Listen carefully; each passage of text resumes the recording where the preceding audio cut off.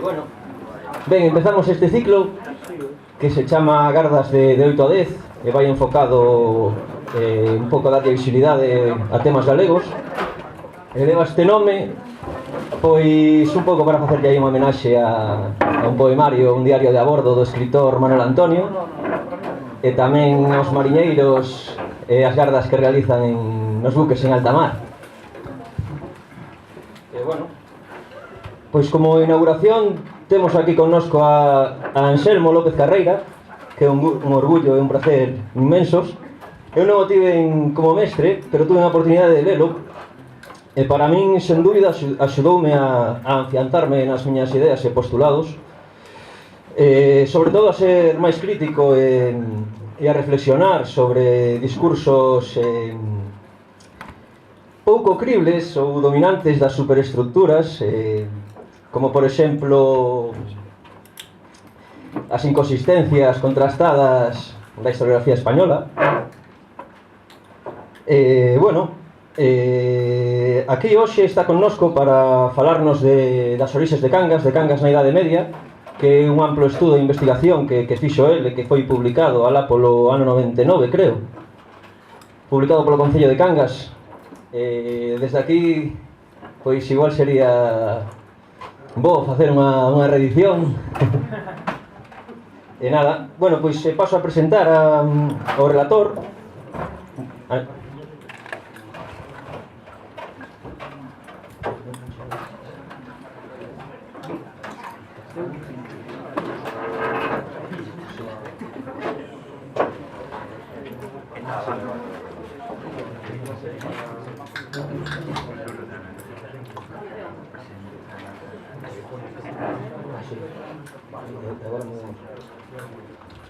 Bueno, Anselmo, como saberedes, é licenciado e doutorado en Historia pola Universidade de Santiago de Compostela, é catedrático no Instituto María Soliño daqui de Cangas e, se non me equivoco, tamén é profesor e titor da UNED. É un investigador clave da historia medieval e autor dunha ampla obra ensaística neste eido centrada na historia medieval de Galicia. Títulos como O reino medieval de Galicia, A revolución irmandiña, tamén algunha biografía histórica sobre San Martiño de Dumio, a que seguiron obras como O reino de Galiza e Os reis de Galicia. Bueno, xunto con demais publicacións de historia de Galicia, unhas poucas obras da súa ampla publicación. E sen máis demora, cedolle aquí a palabra. Grazas, Anselmo, de verdade. Temos aquí unha persoa que penso que como país e como pobo lle debemos moito. Un placer, de verdade. Grazas.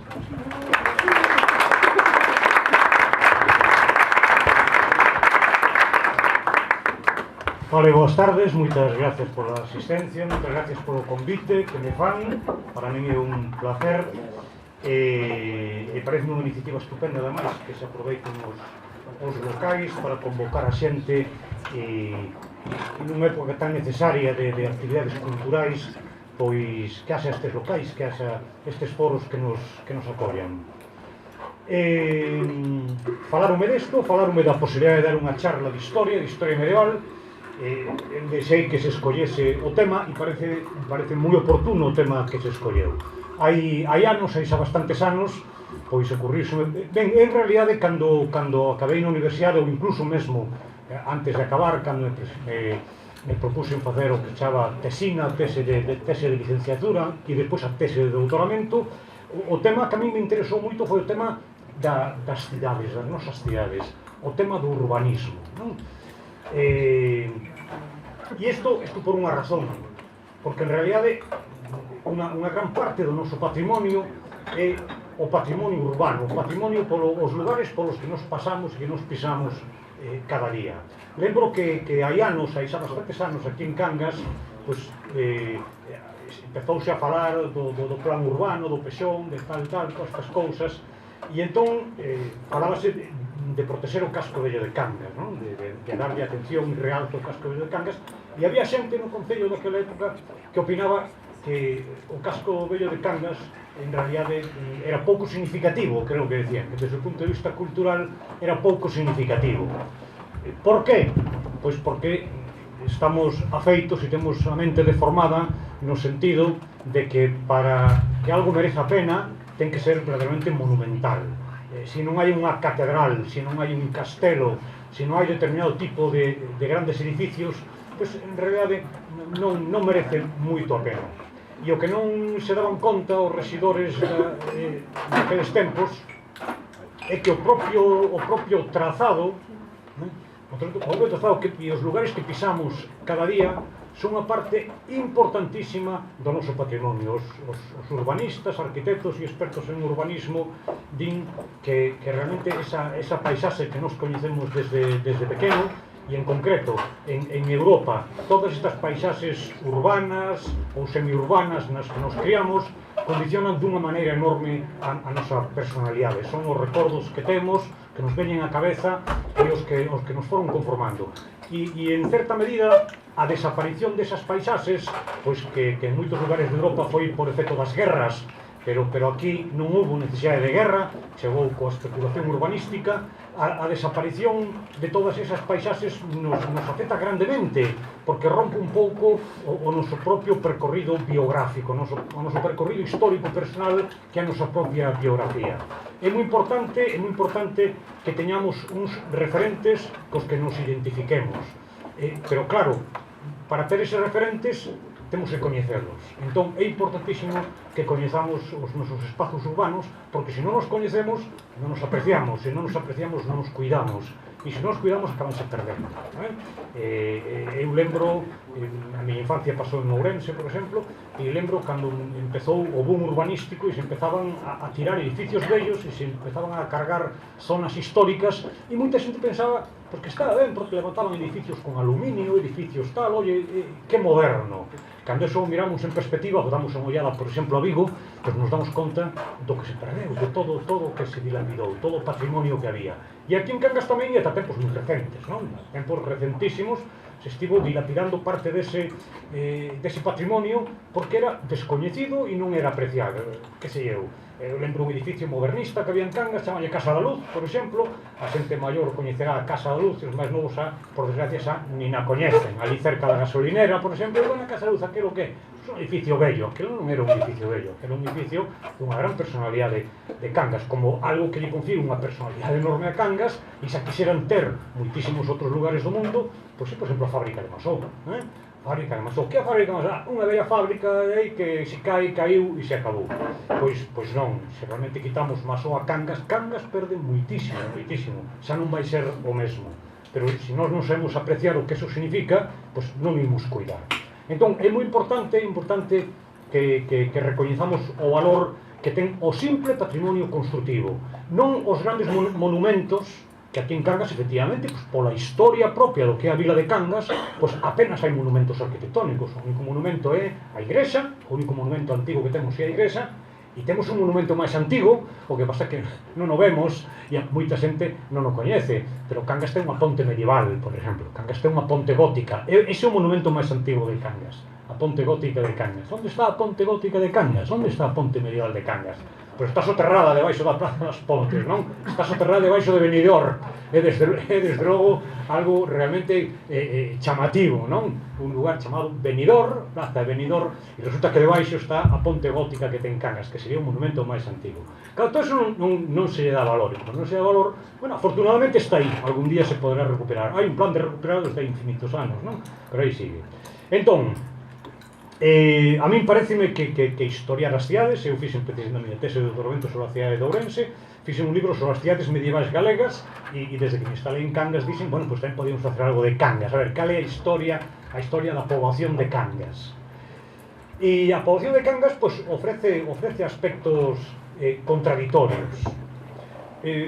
A primeira foto que traigo, a primeira diapositiva, pois é a comarca que nos pode ir dando unha clave. É a Ría de Vigo. E na Ría de Vigo, na zona de Cangas, costa de Cangas, vemos aí un núcleo que poñemos así en negro intenso, un núcleo que sería o que Cangas medieval, que é do que imos falar. Ben, adianto tamén o seguinte, Cangas medieval, e por que medieval e non doutra época?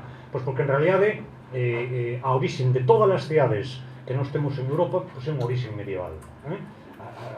Efectivamente, podemos ir a época romana, había cidades romanas, pero as cidades romanas non teñen continuidade. As cidades romanas nacen na súa época, pero chega un momento, a partir aí, pues, por exemplo, do século VI ou do século VII, estas cidades prácticamente desaparecen. Había cidades romanas aquí, onde evidentemente, claro que sabía, Lugo é un bo exemplo, o propio Vigo, cada vez que a arqueoloxía vai abrindo un trozo máis para construir, por exemplo, se descubre pois, que Vigo non é o que moitas veces se pensaba, que é unha cidade moi nova, sino que Vigo ten unhas raíces romanas e que aí había algo moi importante en tempos romanos.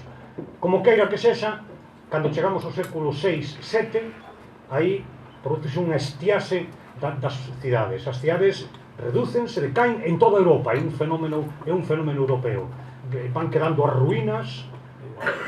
Debía ser moi curioso vivir aí sobre o século VIII, IX, X nas cidades europeas, porque a xente que vivía naquelas bellas cidades debía ir entre ruínas romanas, moi romántico desde logo, que vivían entre ruínas. É dicir, a cidade romana foi grande, pero logo esa cidade vai decaendo, vanse abandonando os barrios e prácticamente podemos decir que a cidade desaparece. Por poñer o exemplo do Vigo, que temos un poquinho máis traballado. Efectivamente, se nos imos, por exemplo, recomendo a visita a certos sitios arqueolóxicos de Vigo, no Areal Layún, que son as Salinas, a Salinae, recomendo a todo o mundo a visita a Salinae. Entón, nos damos conta que Vigo era xa unha cidade industrial, pois aí, cando nace Cristo, aproximadamente, aí, no ano 0, na época de Augusto, no século I, II, III, aí temos unha cidade industrial, porque había realmente unha serie de factorías que se dedicaban a produción de sal, ou se dedicaban ao salgado de peixe, e había unha gran actividade. Pero eso depois vai sendo abandonado. Todo eso decae a actividade económica, e prácticamente esas cidades desaparecen. Chega un momento, pois que Vigo desapareceu. E isto é a historia de todas as nosas cidades, e falo de todas as cidades europeas. E a partir do século XII, plena Edade Media, a partir do século XII, hai un renacemento das cidades, e van renacendo todas. E de pronto se van facendo iglesias románicas, e ao redor das iglesias románicas se van formando unha serie de núcleos, se forman as parroquias, e empezan a aparecer as poboacións, e empezan a crecer. Século XII, XIII, XIV, XV, bueno, ata peste do século XIV, as cidades van crecendo. E ese crecemento, con altibaixos, xa non para a todos. Por tanto, se nós queremos ver a infancia das nosas cidades, nos temos que ir á Edade Media. Non podemos ir á época romana, porque hai un bache polo medio de varios séculos que fixo que se perdese incluso a memoria. É dicir, os trazados das rúas romanas non van a coincidir en moitos casos cos trazados que temos hoxe, cos trazados das cidades medievais. Cando a cidade medieval renace no século XII, xa están esquecidas as rúas romanas e se van facendo rúas novas. É moi curioso velo no caso da cidade romana máis importante de Galicia, que é Lugo. Entón, se van descubrindo as rúas romanas, pero vemos que esas rúas romanas non coinciden coas rúas que se fixeron despois. Iso que se perdeu a memoria, entrou en ruína todo eso, e cando se trazan as novas rúas son trazados distintos. Entón temos que ir á época medieval. Por eso eu falo aquí da cidade medieval e falo de Cangas medieval. Cangas nace, confórmase e temos o núcleo de Cangas que chega ata hoxe, que é o Cangas medieval, e despois, sobre todo a partir do século XIX, do século XX, prácticamente os nosos núcleos medievais se conservan ata o século XX, casi. É dicir, cando medra Cangas? Pois a partir de que se montan as industrias da conserva, a finais do século XIX, se montan as industrias de conserva durante o século XX, vai medrando, e entón, efectivamente, pero ata chegar ao século XIX e ao século XX, casi, o espazo de Cangas sería o espazo medieval. E así, en todas as poboacións galegas e casi en todas as poboacións europeas. Ata a Revolución Industrial do século XVIII non se supera o casco medieval. Por eso, se queremos facer a historia das nosas cidades, temos que ver o seu nacemento na época medieval. En xeral, repito, século XII, podemos ver que Cangas ofrece certas peculiaridades. Xa o adianto, dentro das poboacións, Cangas é un pouco tardía, nace un pouco tarde. E entón xa podemos ver este mapa que nos dá algunha pista. En negro intenso, que sigue esa dirección sur-norte, que se ve entre un cadradiño que aparece aquí, que como represento, pois, a inicial instalación portuaria que podía haber, un simple molle de atraque para algunhas embarcacións. Desde aquí, máis ou menos onde está hoxe a estación marítima de Cangas, ese era o porto primitivo de Cangas, aí estaba o porto inicial, ata onde aparece aquí unha cruz, que sería a igrexa. Ese sería a primeira zona de crecimento medieval de Cangas. Pero fixémonos no seguinte: a igrexa de Cangas, a actual colexiata, é unha igrexa tardía. Tardía de cando? Bueno, tardía falando desas datas, é de finais do século XV. Non é tan tardía, sí, pero comparada coas demais é tardía. Porque nós o que si sabemos é que, en cambio, as outras igrexas que aparecen por aí sinaladas no mapa, en algún lugar, igrexa de Darbo, a igrexa de Aldán, alá arriba de todo a esquerda, a igrexa de Aldán, ou a igrexa de Coiro, esas son moito máis antigas, esas son séculos, polo menos do século XII. Do resto se coñecemos do século XII, pero é posible que cando no século XII se construen esas igrexas, xa houvese aí unhas igrexas bastante máis antigas. Entón isto nos quere decir que inicialmente, aínda que hoxe nos pode parecer un pouco sorprendente e contradictorio, a xente non vai vivir onde hoxe está Cangas. E se vivía aí, nós non o sabemos. Parece que vivía un poquinho máis retirada, un poquinho máis cara ao interior. E iso por qué? En realidade, nós sabemos que por aquí vivía xente desde sempre. A poboación aquí é antiquísima.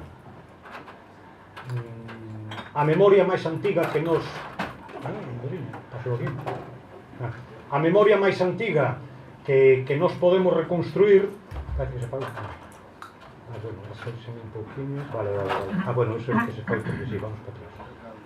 A memoria máis antiga que nos podemos reconstruir temola grabada nas pedras, os petróglifos.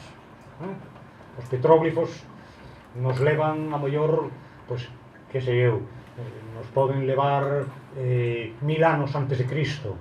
Non sabemos que hai unha gran riqueza de petróglifos na zona de Cangas. Non sabemos cantas persoas haberían, pero sabemos que había bastante xente. E é lógico, o clima, as posibilidades pesqueiras, agrícolas, facían que aquí vivise moita xente. Pero habemos vivindo por aí polos arredores, polas zonas un poquinho do interior.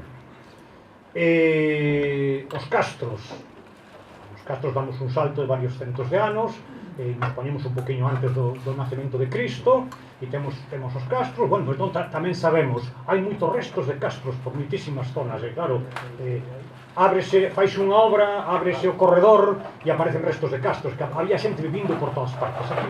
Aquí vivía moita xente. En época romana o problema é que nós non temos ningún testemunho directo de que na zona de Cangas vivise xente, pois, nas épocas prehistóricas ou incluso na época romana. Como podemos nos aproximarnos? Bueno, pois temos que ir buscando probas indirectas. Toponimia, por exemplo. Toponimia. Aquí hai un río, é curioso, moita xente de Cangas non sabe os nomes dos ríos de Cangas, non? Pero aquí hai un río, o río máis próximo que temos é o Bouzós, que se boca na parte de aquí de Rodeira, pero Rodeira está entre dous ríos. Rodeira está entre o Bouzós e os Aíñas. Os Aíñas. Que nos pode decir o topónimo Saíñas? Bueno, pois é unha evolución de Salinae romana. Estou seguro que se excavase na zona en que desemboca o río Saíñas, pois ali aparecerían, como teñen aparecido noutros lugares de praias, aparecerían restos de salinas, porque en época romana a actividade principal que había desta zona era a pesca e a conserva de pesca en sal. Localizamos varios destes nos arredores de Cangas. Na zona de Punto Rodeira, efectivamente, sábese que había unha factoría, pola zona de Tinténs tamén había outra, pola zona de Santa Marta había outra. Entón vemos que a xente vivía por aí, en época romana. Pero, en realidade, a primeira mención que temos de Cangas, o nome de Cangas,